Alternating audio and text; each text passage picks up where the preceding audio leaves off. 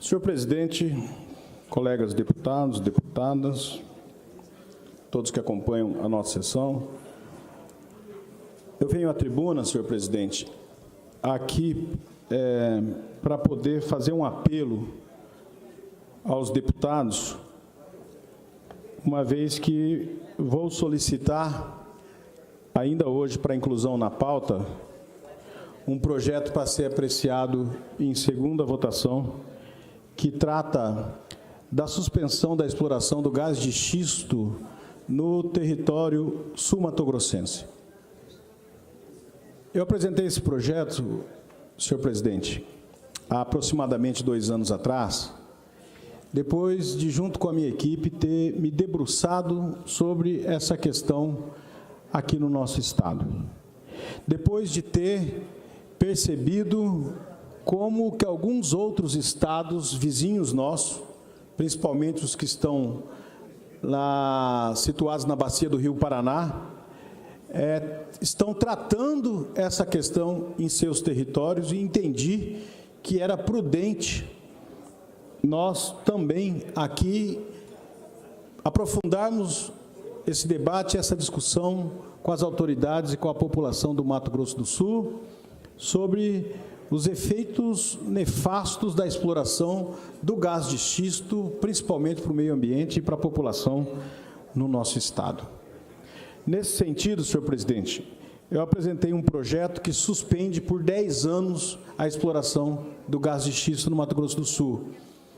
Por conta disso, nós realizamos uma audiência pública aqui na Assembleia Legislativa, com a presença da Agência Nacional do Petróleo, da Petrobras, de representantes de algumas outras empresas petroleiras que exploram e comercializam o petróleo no Brasil, com o Ministério do Meio Ambiente, com o IBAMA, com o IMASU, com a Secretaria Estadual do Meio Ambiente, com o Ministério Público Federal, com o Ministério Público Estadual, enfim, todas as autoridades que tratam dessa questão aqui no nosso Estado. Nós fizemos um amplo debate aqui na Assembleia Legislativa.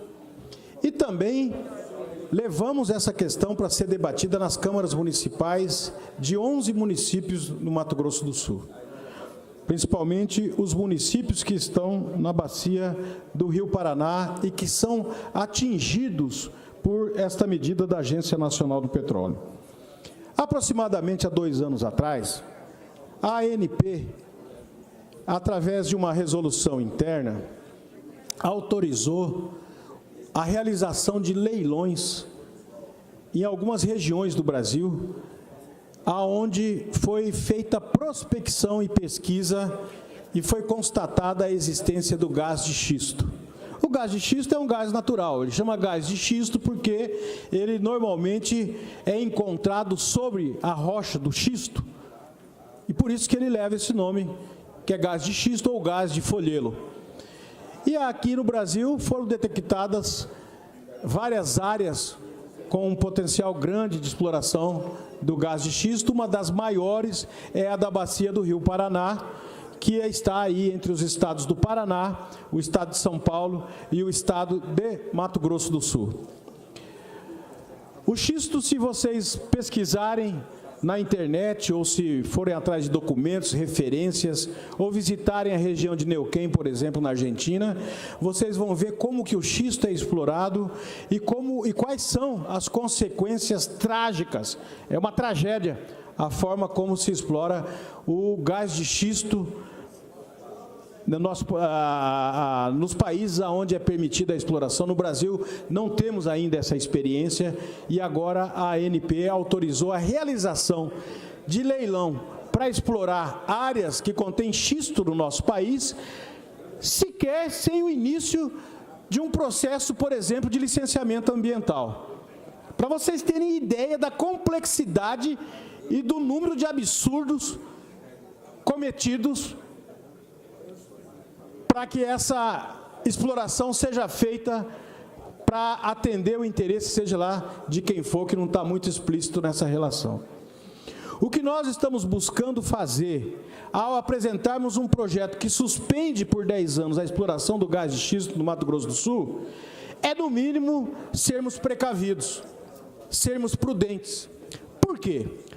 Porque em São Paulo, por exemplo, há mais de 2 anos atrás, os municípios da região da Bacia do Rio Paraná, que estão ali localizados na região oeste de São Paulo, eles já fizeram esse debate. Fizeram audiências públicas, fizeram passeatas. Nós temos aqui vários documentos que demonstram. A Justiça de São Paulo se manifestando, né? O noticiário dizendo sobre a população nos municípios também se organizando e se manifestando, porque através de audiências públicas tomaram conhecimento da gravidade da exploração do gás de xisto para a população e para o meio ambiente daquelas cidades.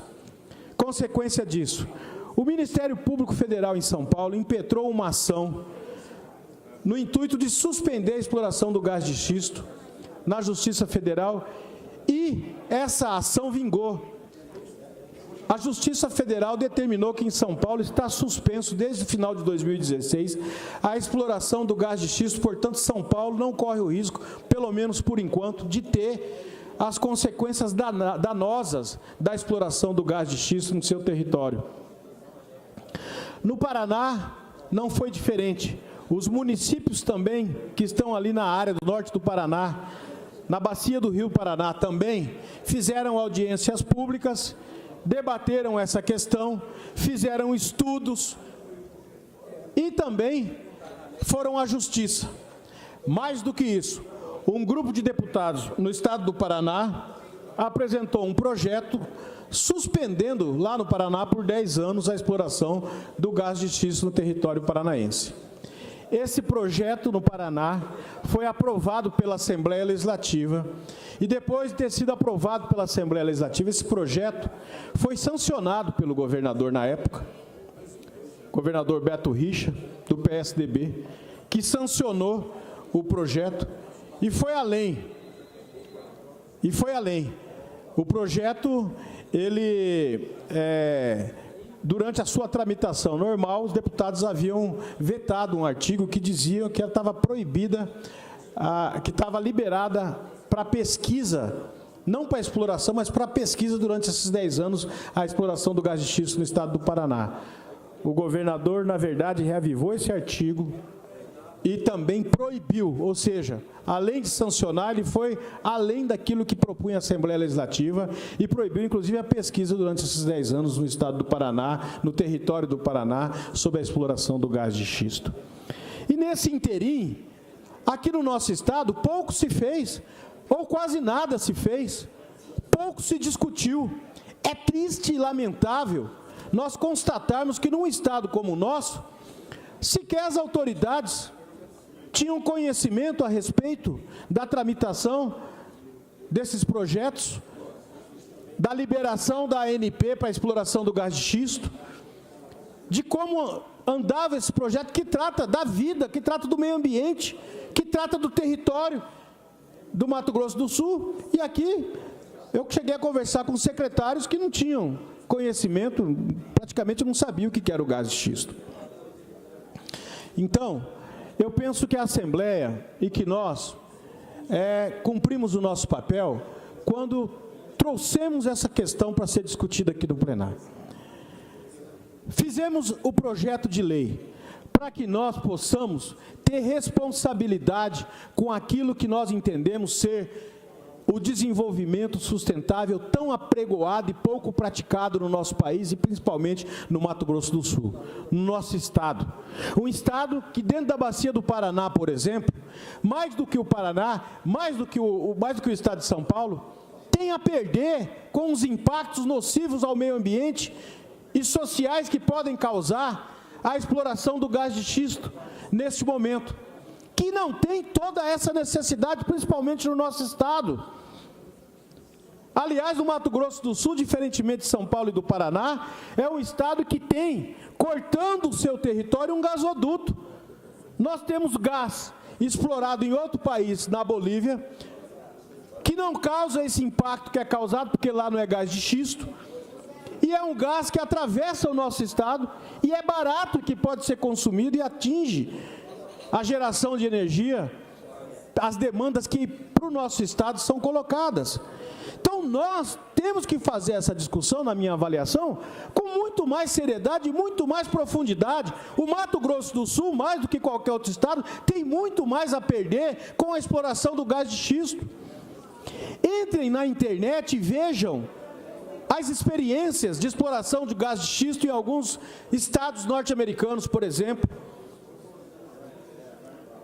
Para o agronegócio, para a pecuária, para a agricultura, nas cidades, o envenenamento, e não traz a geração de emprego, a transformação da economia que muitos apregoam e que, na realidade, pouco se constata. Nós não precisamos disso. As experiências que nós vimos, os relatos que são feitos, por exemplo, de contaminação do solo e da água. Quando nós falamos de contaminação do solo e da água, nós estamos falando da vida, porque não existe vida sem solo e muito menos sem água. Como não discutir essa questão num estado como o nosso? Como não cobrar da ANP, do governo federal principalmente, que venha ao nosso estado discutir essa questão com a população, com as autoridades, dizer dos prós e contras da exploração do gás de xisto? Como não cobrar isso dos municípios potencialmente impactados, que são 27 no nosso estado, que são aqueles que estão concentrados mais na bacia do Rio Paraná, inclusive Campo Grande faz parte dos 27 municípios, na verdade, é essa região do centro para o leste do nosso estado, que abrange 27 municípios. A população desses municípios merece a nossa atenção e o nosso respeito. Nós temos que cobrar isso com a responsabilidade, principalmente quem é deputado, quem é homem público, de colocar em prática aquilo que nós nos comprometemos quando nos elegemos, de zelar pela nossa população, pelo interesse maior, que é a vida nesse caso, e não só atender o interesse maior do governo federal através, seja lá de qual interesse escuso que esteja mascarado nessa situação, e não tem como qualificar isso de uma outra maneira, quando o governo autoriza a realização de leilão, sem ter, por exemplo, o licenciamento ambiental para que isso seja feito nos municípios. Então, o que nós estamos propondo aqui hoje, através desse projeto que suspende por 10 anos a exploração do gás de xisto, nós estamos propondo que, ao fazermos e aprovarmos essa suspensão, nós vamos ter uma lei que vai fazer com que nós sejamos precavidos. Nós temos que ser precavidos nesse sentido, porque se nós temos dúvida a respeito dessa questão, nós não podemos deixar o campo aberto para que o governo federal venha no nosso território e mande e desmande. Nós temos competência para legislar sobre meio ambiente de uma forma concorrente com a União.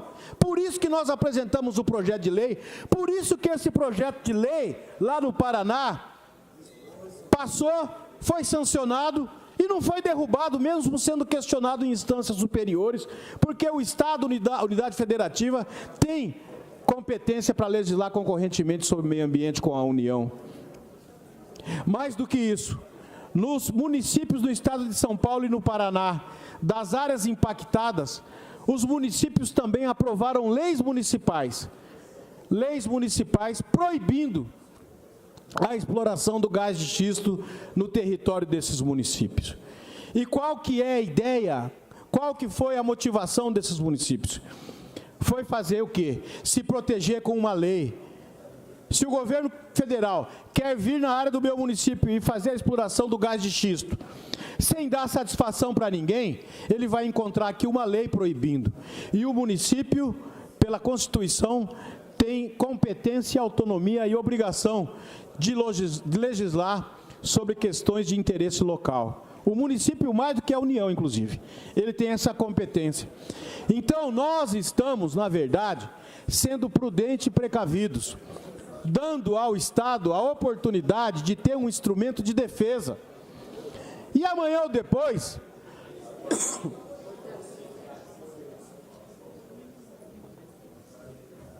senhor presidente, se amanhã ou depois a ANP as petrolíferas interessadas, as autoridades ambientais do nosso país, do nosso estado, vierem à população, vierem a uma casa como essa e nos convencer, através de dados e pesquisa, de que o gás de xisto, ele é interessante, ele não causa os impactos ambientais que estão aí colocados, para quem quiser ver, sobre o estrago que faz a exploração do gás de xisto. Se provar e convencer as populações desses municípios do nosso estado a respeito dessa questão, você revoga a lei. Mas se você não cria nenhuma medida protetiva que impeça que essa barbaridade seja feita, você deixa o campo aberto para se fazer a exploração, sem discutir essa questão com a população, sem informar, sem dizer para as pessoas que moram nos municípios os riscos que eles estão correndo com essa exploração mal feita, mal informada e sem licenciamento ambiental. Então, o apelo que eu faço aqui para que nós possamos aprovar esse projeto de lei é no sentido de dar proteção à nossa sociedade, ao nosso estado, à nossa população. É esse o apelo que eu faço. Amanhã ou depois, se houver o convencimento do contrário, revoga-se a lei. Mas não podemos deixar o estado desprotegido. Não podemos deixar os municípios desprotegidos. Aliás, desses 11 municípios que nós realizamos audiência pública, em torno de 7 ou 8 já, aqui no nosso estado, já tem leis municipais proibindo, já tem lei do município proibindo.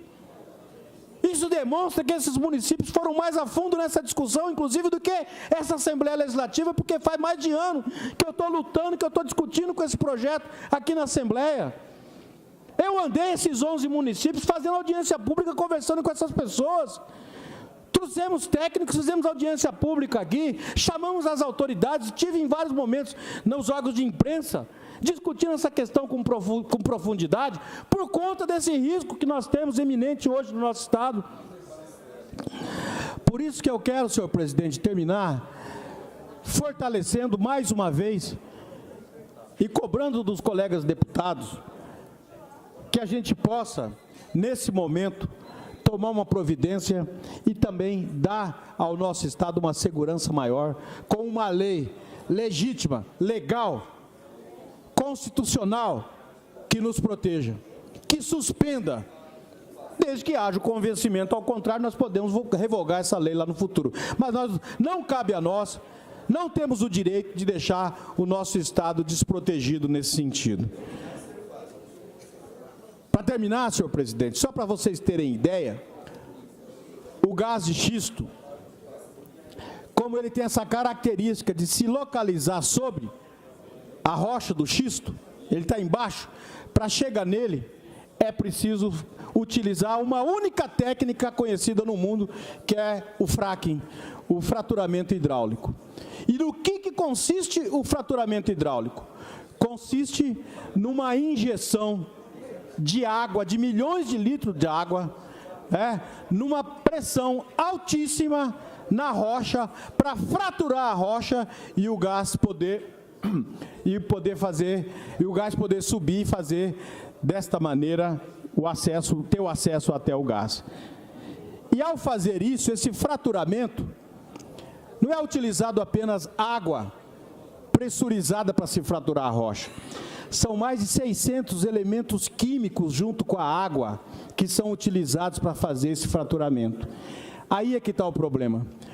Porque ao fraturar a rocha, essa água que foi utilizada com mais de 600 elementos químicos, essa água ou ela fica no solo, já estou terminando, senhor presidente, ou ela fica no solo, ou ela, em parte, também vai para os lençóis freáticos, vai para os recursos hídricos.